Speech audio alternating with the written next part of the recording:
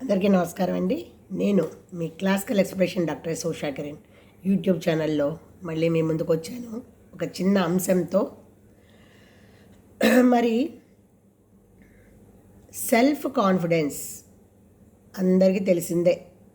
Self confidence అంటే మన మీద మనకి నమ్మకం, ఆత్మవిశ్వాసం. ఈ ఆత్మవిశ్వాసం అనేది రావాలి అంటే ముందు మన మీద మనకు నమ్మకం ఉండాలి. Yes, I can do anything అనేది మనకు ఉంటే మాత్రమే ఈ సెల్ఫ్ కాన్ఫిడెన్స్తో మనం ఎన్నో విజయాలను సాధించవచ్చు. మరి ఇది సెల్ఫ్ కాన్ఫిడెన్స్ రావాలి అంటే ఏంటంటే ఇప్పుడు మనము ఏదైనా ఒక పని తలపెడతాం. ఆ తలపెట్టిన పని ఎన్నో అనుమానాలతో కూడుకుని ఉంటుంది.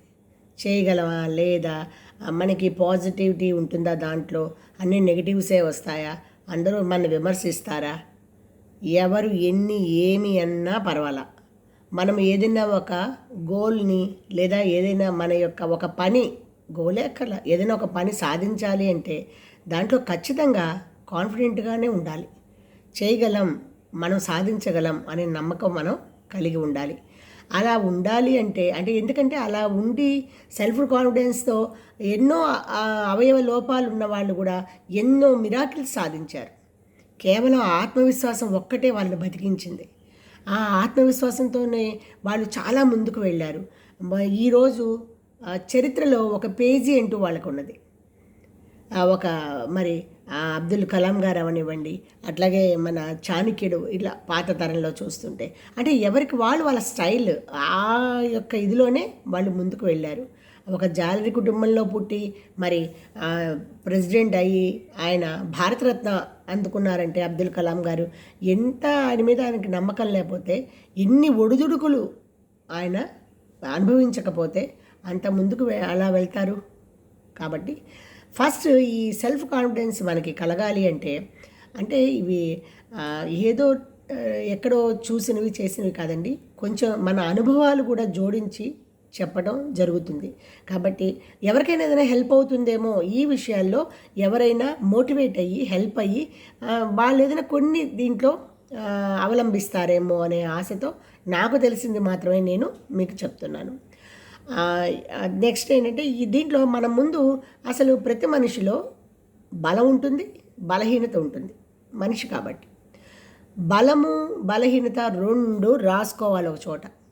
ఎందుకంటే బలాలు ఏమిటో మనకు తెలుసు, ఎవరికి వాళ్ళకే తెలిసిన విషయాలు ఇవి. బలహీనతలు కూడా ఏమిటో తెలుసు. మనకి దగ్గరగా క్లోజ్గా అంటే మన ఫ్యామిలీ మెంబర్స్, మన ఫ్రెండ్స్, క్లోజ్ ఫ్రెండ్స్, వీళ్ళకి తెలుస్తాయి. మళ్ళీ వీడు ఫలానాది చెప్తే వీడికి మంచి బూస్టింగ్గా ఉంటుంది అని, లేదు వీడి వీక్నెస్ ఇది అనేది కనిపెట్టేయచ్చు, కొంతమందిలో కనబడతారు కూడా. కాబట్టి ఆ బలాలు బలహీనతలు ముందు మనం తెలుసుకోవాలి మనలో ఉన్నది ఏమిటని. అట్లాగే మనలో ఉన్న స్కిల్స్ని పెంచుకోవాలి.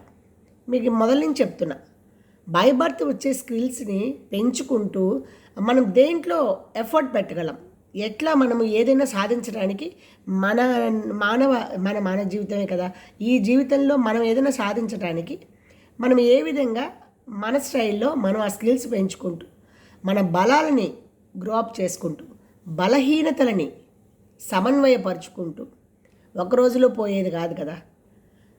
అది బై బర్త్ వచ్చేవి ఒక్క రోజులో ఎప్పుడూ పోవు. అది గుణాలు అవని, స్కిల్స్ అవని, క్రియేటివిటీ అవని, ఏదైనా సరే. సో కాబట్టి ఆ బలహీనతలని మనం సమన్వయపరుచుకోవాలి. ఎప్పటికప్పుడు సమన్వయపరుచుకుంటూ ముందుకు వెళ్తూ మనం ఏదైతే అనుకున్నామో దాన్ని సాధించడానికి ఈ ఆత్మవిశ్వాసాన్ని తోడు తెచ్చుకుంటూ వెళితే కనుక ఖచ్చితంగా విద్యార్థులైతే పరీక్షల్లో చక్కటి ఫలితాలు సాధిస్తారు. మరి యువత అయితే వాళ్ళు ఎంచుకున్నటువంటి మార్గంలో ఖచ్చితంగా ముందుకు వెళ్తారు వాళ్ళు.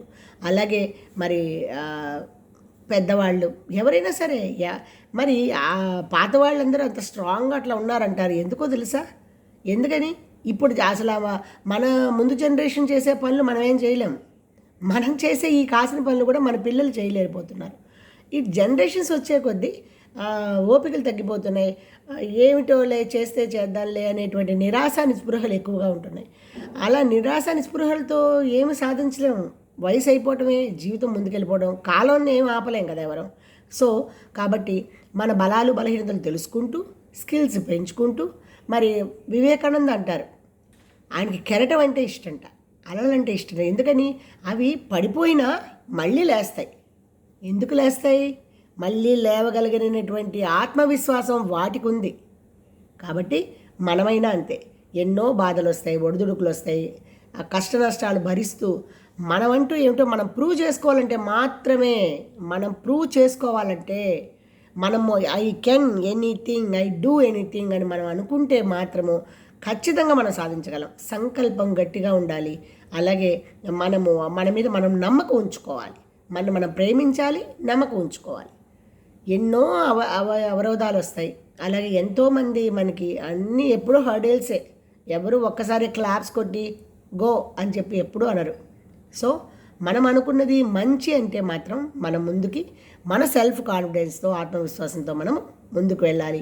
ముఖ్యంగా ఇది ఇప్పుడు జనరేషన్గా ఉన్నటువంటి ఈ పిల్లలకి చాలా అవసరం. విద్యార్థి దశలో ఉన్నప్పుడు వాళ్ళు ఖచ్చితంగా ఈ కాన్ఫిడెంట్తోనే వాళ్ళు అన్ని సబ్జెక్ట్స్లో కూడా వాళ్ళు తెలుసుకోవాలి, అర్థం చేసుకోవాలి. నేను ఇది చేయగలను. ముఖ్యంగా మ్యాథ్స్ లాంటి టఫ్ సబ్జెక్ట్స్ అనుకుంటారు, బట్ చాలా ఈజీ మ్యాథమెటిక్స్. ఎందుకంటే నేను మ్యాథ్సే కదా టీచ్ చేసేది. ఖచ్చితంగా మ్యాథ్స్ చాలా తేలిక. మనకి ఎక్కువ సార్లు అంటే వాళ్ళ యొక్క ఐక్యూస్ బట్టి కొంతమంది కొంతసేపు చేస్తేనే వచ్చేస్తాయి, కొంతమంది ఎక్కువ పర్యాయాలు చేయాల్సి వస్తుంది. ఏదేమైనా సాధన మీదే ఉంటుంది కాబట్టి వాళ్ళు ఖచ్చితంగా అర్థం చేసుకోవచ్చు. అర్థం చేసుకుంటే చాలా తేలిక.